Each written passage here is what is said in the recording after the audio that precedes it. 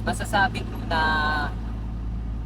pangyayaring realidad na nangyari na nasagupa namin ngayon na hindi maganda sa future, sa kinabukasan ng Pilipinas.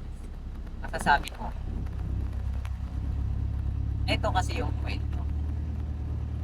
Yung kwento ko sa inyo na nangyari sa amin.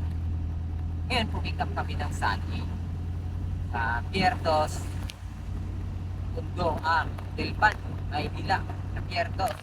Galing kami doon. So ngayon, natapos na kaming magkarga, tapos na, kabayaran na, okay na. Lumabas kami. Lumabas na kami sa Pier. Paglabas namin,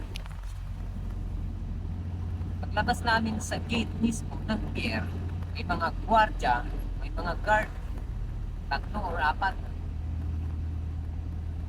Paglabas lang mismo sa gate na may mga guard, may mga batang naliligo sa ulan. Kasi ulan ngayon eh.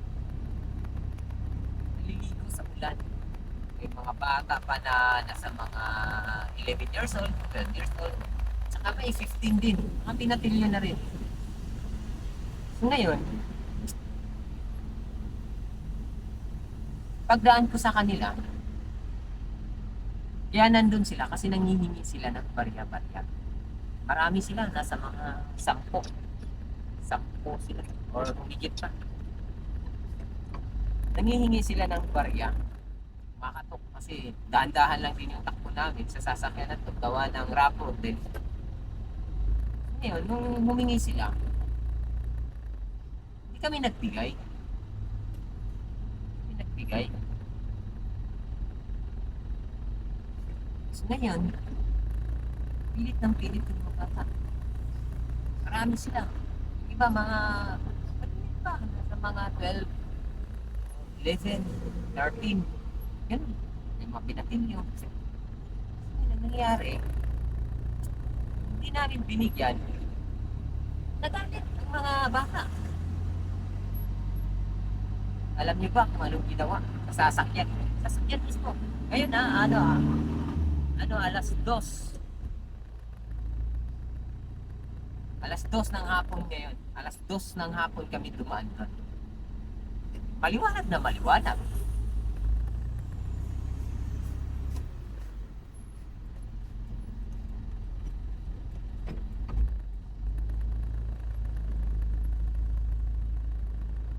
Maliwanag na maliwanag. Naliligo sila sa ulan. Hinihingi ng barya. Ngayon, hindi namin binigyan ang nung ginawa.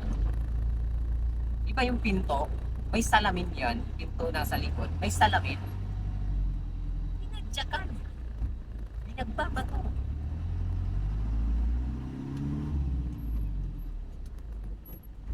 Pinagbabato. Basag. Ngayon, nakakuha sila ng maraming saging. Hindi namin binigyan ng barya. Ngayon, nagalit yung mga batang yun. Binato, pinagtsakan yung salamin, basag. Nakakuha sila ng saging. Tanghaling tapat yun ha. Alas 2. Kaya, sasabi ko, ano ng mga bata ko? Mga bata pa sila. Pero, hindi sila takot gumawa ng masama. Yes. Bata pa yan. Lalo na pag lumaki na. So ano na lang, kasi yung bandang ganyan, na banda doon is squatter. Squatter area. So, bakit ganun yung nagiging landas nila? Batang-bata pa, magpapasulada na.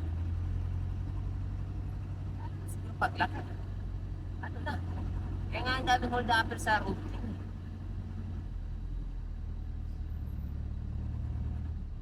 Daming hold upper sa road. Ilang bisis na akong na-hold up dyan.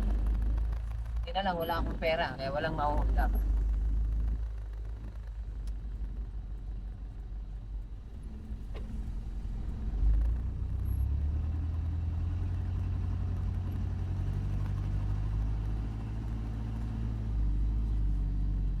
Kaya, paano na lang?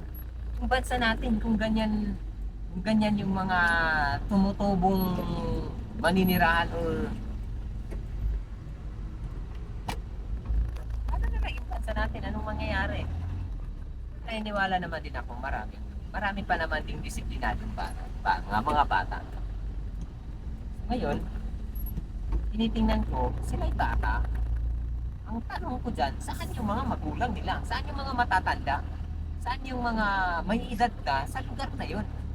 Maraming bahay, maraming spotter eh, daming tao. Nasaan na yung mga matatanda? Bakit? Ba't nagagawa ng mga batang yun? Na karadumal-dumal nagawain. Binasag yung salamin ha. Binasag, tinadyakan. Doon, nakakuha sila ng saging. Daming saging na nakuha nila. Kasi marami din sila. Aling tapat. Kaya, nangyayari sa bansa natin po. Ganyan din ano natin. Pagtanto ko rin naman, kailangan magulang lang nagkaan doon. Pero wala, iwan ko lang ano nangyari sa magulang nila nun. Ba't nagiging ganun yung landas nila.